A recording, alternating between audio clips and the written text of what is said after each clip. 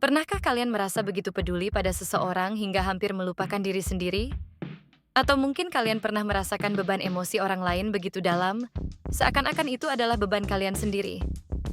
Jika iya, kalian mungkin sudah merasakan apa yang kita sebut empati. Tapi, tahukah kalian bahwa terkadang terlalu empatik bisa justru merugikan?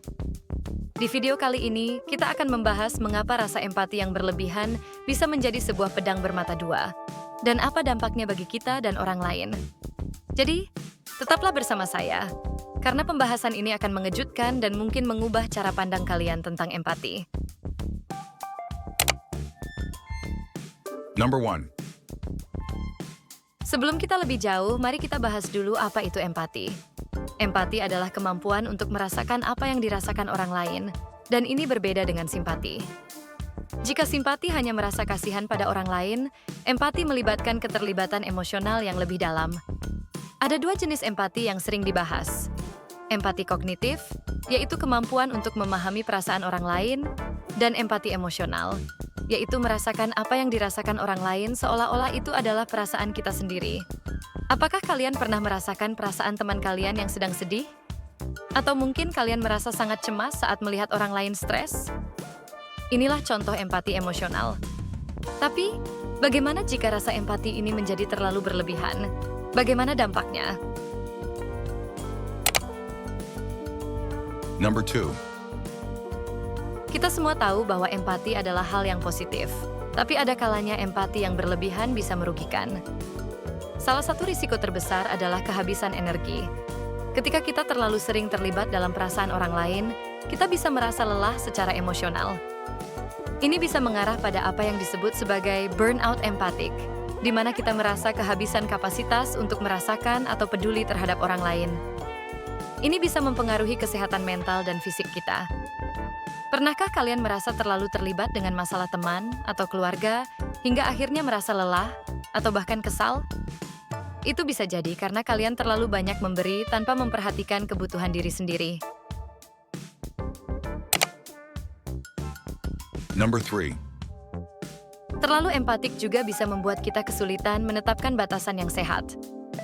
Dalam hubungan sosial, terutama hubungan yang dekat, sangat penting untuk menjaga jarak emosional tertentu agar kita tidak terbawa arus perasaan orang lain.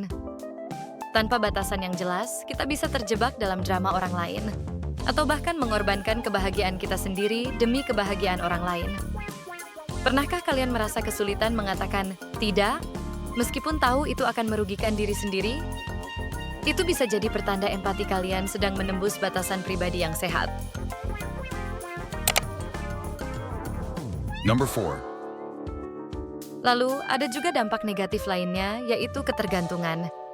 Ketika seseorang merasa sangat empatik terhadap orang lain, mereka bisa secara tidak sadar memperkuat ketergantungan emosional. Orang yang selalu merasa diselamatkan oleh empati kita mungkin menjadi lebih tergantung pada kita untuk kebahagiaan atau kenyamanan mereka. Ini bisa merusak hubungan, karena kita merasa selalu harus ada untuk orang lain, sementara orang itu tidak belajar untuk mandiri dalam menghadapi perasaannya. Apakah kalian pernah merasa bahwa orang lain hanya datang kepada kalian saat mereka membutuhkan dukungan emosional, tetapi tidak pernah memberi dukungan yang sama ketika kalian membutuhkannya? Number 5. Jadi, bagaimana cara mengelola empati dengan cara yang sehat? Pertama, penting untuk menyadari batasan diri. Ketika kalian merasa terlalu terlibat dengan perasaan orang lain, ingatkan diri sendiri bahwa kalian tidak bisa menyelesaikan masalah semua orang. Kedua, pastikan kalian memberi ruang untuk diri sendiri. Luangkan waktu untuk merawat diri dan menjaga keseimbangan emosional kalian. Terakhir, ingatlah bahwa empati adalah untuk memahami, bukan untuk menyelamatkan. Mungkin ada di antara kalian yang merasa sulit untuk menetapkan batasan atau merasa kelelahan setelah terlalu banyak memberi. Jangan khawatir, itu normal. Hal penting adalah mengenali ketika empati kalian mulai merugikan diri sendiri dan belajar untuk melangkah mundur. Number 6.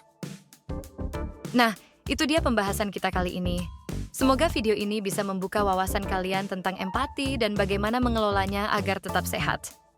Kalau kalian merasa video ini bermanfaat, jangan lupa untuk memberi like, Komen di bawah dengan pendapat kalian, dan tentunya subscribe supaya kalian nggak ketinggalan video-video menarik lainnya. Kalau ada pertanyaan atau cerita tentang pengalaman empati kalian, tulis di kolom komentar ya. Sampai jumpa di video selanjutnya.